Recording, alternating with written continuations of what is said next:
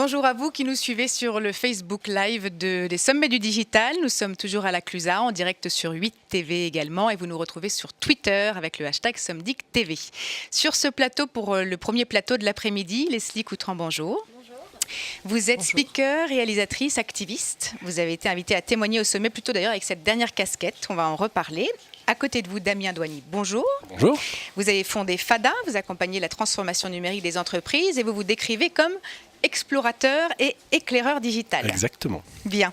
Damien, j'ai envie de commencer par vous parce qu'il se trouve que vous avez à l'instant mené une expérience que vous allez nous raconter et que vous avez baptisée justement Détox Digital, je crois, comme le plateau sur lequel on est. Racontez-nous qu'est-ce Exactement, que voilà. J'ai devant moi quelques téléphones, j'ai pas tout sorti parce que j'ai un sac qui vaut 5 000 €, hein, donc voilà, avec moi, puisque j'ai tous les téléphones de mes participants. J'ai demandé tout à l'heure avant le repas à qui voulait, donc des volontaires. J'ai pas été trop coercitif sur ce coup-là. Voilà. Donc il y a eu environ 11 personnes, quasiment la parité. 11 personnes sur 350 c'est ça, voilà, qui sont venus spontanément et qui ont accepté de participer à quelque chose qu'ils ne connaissaient pas, l'objectif, et qui a duré le temps du déjeuner. Et c'était simplement de leur prendre leur téléphone et tout objet communicant. Donc, certains m'ont filé leur montre, etc. L'idée étant de les isoler, si on peut dire. Alors ils ne sont pas complètement isolés, il y a du monde, mais de voir ce que ça fait de ne pas avoir de téléphone, de ne pas pouvoir se raccrocher à cette bouée numérique qu'est le téléphone. Et donc voilà, donc j'en ai encore quelques-uns. J'ai commencé à le rendre à certains. Première question avant que vous racontiez la suite. Est-ce que sur les 11, certains, une fois au courant, ont demandé à récupérer leur téléphone et n'ont pas souhaité participer? Alors non, je m'attendais à ça. J'attendais de voir s'il allait y avoir des refus d'obstacles, comme on dit en hippisme. Pas du tout. En revanche, il y en a qui m'ont dit ça m'arrache le cœur. Il y en a qui m'ont dit ah non, c'est difficile ce que tu nous demandes. J'ai même demandé, alors j'ai demandé à ce qu'ils l'éteignent, bien entendu. Et j'ai même eu comment ça s'éteint. Ah oui. C'est hyper intéressant, c'est qu'en fait il y a des gens qui ne l'éteignent jamais. Donc voilà, globalement, et donc aujourd'hui, tout à l'heure, je suis en train de leur rendre petit à petit au compte-gouttes. D'accord, alors les premières réactions des gens qui ont récupéré leur téléphone. Alors ça n'a aucun, on va dire, mérite statistique, mais ce qui est intéressant de voir, c'est que certains finalement le vivent bien. Ils disent finalement c'est pas si mal que ça. Ça m'a permis de me concentrer sur autre chose, ça m'a obligé, si on peut dire, à parler à mon voisin et à découvrir des choses, etc. Autre truc intéressant, c'est la fonction, je leur demande toujours quelle est la fonction qui leur a manqué le plus. L'appareil photo. Parce que la volonté d'attraper quelque chose, de capter l'instant, éventuellement de le partager ou non. Mais c'est vraiment ce qui est venu en premier. Alors après, bien sûr, il y a les notifications qui viennent tout de suite en deuxième.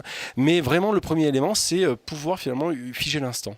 Ce serait quand même ramené à une sphère assez personnelle. Donc, alors il y a ça, effectivement. Pas forcément les mails, parce qu'on est quand même dans un environnement professionnel, sur une journée de travail. On pourrait imaginer que ce soit justement le lien avec le bureau, parce que les gens... Alors c'est ce qui vient juste après, quand même. En c'est les position. Notifications, je vais tout de suite regarder si j'ai pas reçu des messages. Mais vraiment, ce qui leur vient spontanément, c'est cette notion de... Et ce qui montre d'ailleurs le côté hybride, cette notion de c'est à moi et j'avais envie de le capter un instant. Et c'est exactement, finalement, l'extension de soi, le téléphone. C'est l'extension de soi avec du bien et du mal. C'est l'extension de soi qui fait que finalement, ça me sert à la fois à prendre des photos, ça me sert aussi bien à communiquer avec le reste du monde, que aussi bien compulser des rendez-vous ou des choses diverses et variées. Donc il y a vraiment cette logique d'ouverture et de fermeture à la fois. Ok. Dernière question à propos de cette expérience. Est-ce que vous l'avez menée avec un autre public que celui-là ? Non, alors ce qui est intéressant avec ce public-là, c'est un public qui est connecté, c'est un public qui vient là en étant connecté, qui est là pour le travail aussi. Donc il y a cette nécessité quand même, cette notion de j'ai besoin d'être connecté, parce que des gens qui m'ont dit mais moi le week-end je le coupe, il n'y a pas de problème. Mais là on n'est pas dans les mêmes conditions. Donc c'est ça qui est intéressant. Non, je n'ai pas été amené à le faire avec d'autres, mais comme j'ai des classes d'étudiants, je me dis que ça pourrait être pas mal de les bloquer pendant une journée ou une après-midi. Je vais penser à ça. Transition toute faite avec vous, Leslie. Les jeunes, c'est un petit peu la raison d'être aussi de votre prise de parole actuelle, si je ne me trompe pas, puisque vous avez été amené à témoigner ici au Sommet du Digital de votre expérience et vous dénoncez grosso modo les réseaux sociaux et le conditionnement que ces réseaux impliquent sur la société. Enfin, plutôt voilà. Racontez-nous un peu d'où vous vient cette idée, pourquoi ? Pourquoi ? Par expérience personnelle. En fait, le conditionnement social est quand même présent partout.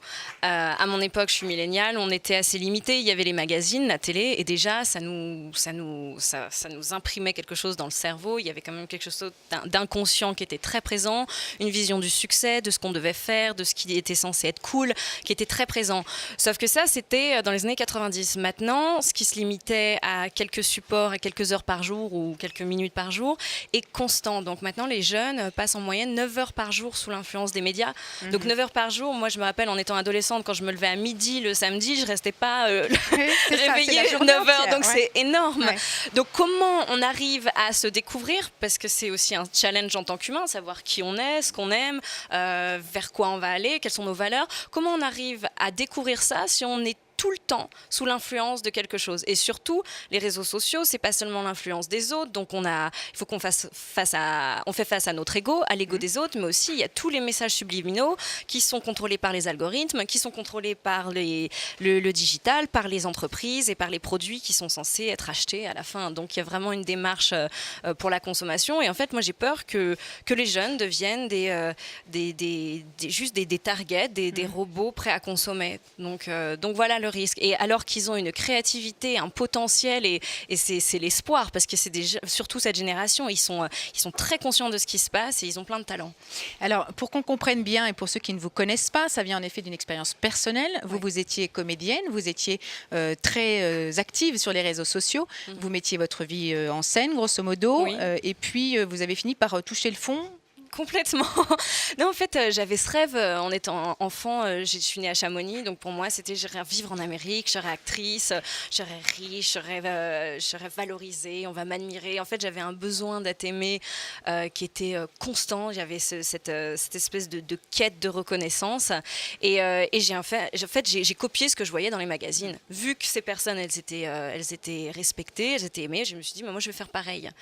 Et du coup, quand je suis arrivée aux États-Unis et que j'ai commencé à faire des castings à Los Angeles, là il y avait toute cette folie Instagram qui a commencé il y a quelques années, en 2012, avec les influenceurs qui commençaient à émerger. Donc du coup, on se retrouve dans une folie où on se met en scène constamment et ça me rendait très très malheureuse. Et je me suis rendu compte que quand je tournais et que j'étais sur les plateaux de ciné, je passais ma journée sur Internet à poster sur Instagram et à me comparer aux autres actrices qui bossaient sur d'autres tournages.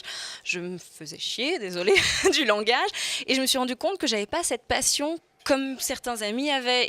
Et en fait, je me suis dit, mais qu'est-ce que j'ai fait ? Quelle direction j'ai pris dans ma vie ? Et j'étais très malheureuse, j'ai touché le fond. Et là, j'ai commencé à me reconnecter, à me déconnecter un peu des réseaux et à savoir qu'est-ce que j'aime, qu'est-ce que je veux faire et de quelle façon je peux contribuer au monde. Damien, vous observez justement un petit peu toutes ces pratiques, toutes les révolutions qui découlent de ces technologies, de ces réseaux. Qu'est-ce que ça vous inspire ? Est-ce que vous avez une question à poser à Leslie à ce sujet-là ? Je pense que ce qui est intéressant, c'est que donc, générationnellement parlant, elle est dedans. Je veux dire, donc, c'est un outil d'ailleurs qui est très utilisé par les comédiens et les comédiennes, d'ailleurs, pour montrer les coulisses, pour mettre en avant leur image, pour créer.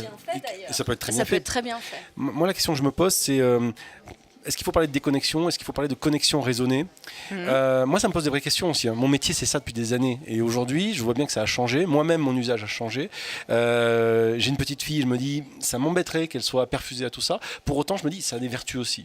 Donc la question, c'est où on met la barrière et de quelle manière on apprend aux gens finalement à mettre la barrière pour éviter que ça devienne une clope. C'est en gros le truc dont on peut pas se passer, mais on est bien content d'en avoir une parce que ça envoie des petits influx au cerveau qui font qu'on est bien, mais quelque part j'aimerais bien arrêter et j'aimerais pas tomber là-dedans. Alors pour moi, c'est pas une question pour ou contre, c'est pas se dire on se connecte, on se déconnecte. Alors il y a cette action de se déconnecter en premier pour un temps, pour reprendre ses esprits. C'est comme quand on fait une détox alimentaire en fait. Mais si après 3 jours de jus, on va au McDo, ça sert à rien. Donc c'est vraiment une éducation, une façon de vivre et c'est trouver un équilibre. C'est pourquoi, comment et quelle est la conscience derrière. Donc quand on utilise les réseaux, est-ce qu'on le fait pour se sentir mieux et pour récupérer de son tirage de dopamine en fait, c'est ce reward émotionnel, ou est-ce qu'on le fait parce qu'on veut partager quelque chose. Et je pense que, et là je suis très en colère contre les plateformes, il serait temps qu'ils mettent l'option avec le j'aime, qu'on puisse le mettre ou pas. Parce que j'aimerais bien voir la façon dont on utilise les réseaux sociaux s'il n'y avait pas le bouton sans j'aime. La recherche du fameux et like. qu'on soit juste dans le partage. Damien ? Un point intéressant, c'est qu'on voit quand même qu'il y a des acteurs, notamment Apple, qui aujourd'hui sur leur téléphone proposent des moyens de mesurer l'usage. Et c'est très intéressant à faire. Très intéressant parce qu'en fait, on se rend compte de plein de choses. Moi, le premier, il y a des fois, on se rend compte de ce qu'on utilise utilise vraiment, du nombre de notifications qu'on reçoit, de l'augmentation ou de la baisse. Donc on peut essayer de faire une logique de quantify self. Donc en gros le côté un peu je vais me mettre un peu dans une logique de je vais baisser le volume. Tiens, cette semaine j'ai réussi à baisser de 10%, etc. Ça peut être une manière de se rééduquer peut-être ou de prendre conscience. Ouais. Moi j'ai la conviction de ça, c'est que ça peut prendre conscience. En revanche, il y a un autre élément, c'est que moi, je me rappelle ado, j'adorais recevoir des coups de fil. Donc les téléphones, c'était pas encore des smartphones, je suis un peu plus vieux, mais je passais mon temps à être en connexion avec mes camarades. Donc quelque part c'est inné cette logique de communication. La question c'est quand on a trop, quand on a la possibilité de tout faire, comment on arrive à régler un peu tout ça, parce que finalement si on vous met sur la table plein de trucs que vous aimez, vous y allez à fond quoi. Et donc il y a cette vraie question là, et j'ai pas encore la réponse, mais moi ça me pose des vraies questions. Il faudra qu'on en discute après d'ailleurs. Ma dernière question, on arrive déjà au bout du temps qui nous est alloué. Justement, vous parliez d'Instagram. Instagram est au cœur de beaucoup de ces conversations. Julie Pelé d'Instagram, qui est responsable du développement de la marque en Europe du Sud, je crois, est présente. Est-ce que vous avez eu cette discussion avec elle? Non, mais j'adorerais. On a beaucoup de choses à se dire. Très bien, c'est un message. Alors, je vous remercie tous les deux. Restez avec nous sur Facebook. On continue les plateaux en live dans 5 minutes avec une interview de Marie-Laure Sauty-Chalon. À tout de suite. Merci. Merci beaucoup.